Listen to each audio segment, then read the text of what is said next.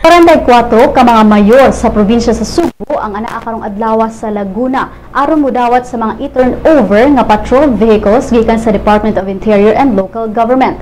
Matud ni Democrito Diamante, ang presidente sa League of Municipalities of the Philippines Cebu, nga tanang mga lungsod ang makadawat sa police vehicle, ang uban daw makadawat sab o mga fire trucks.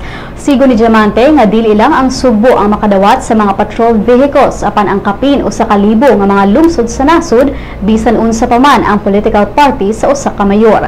Sa bahay ni Medellin, Mayor Ricky Ramirez iyang gibutyag nga nalipay siya og wa magdahom nga makadawat sab sila og apil.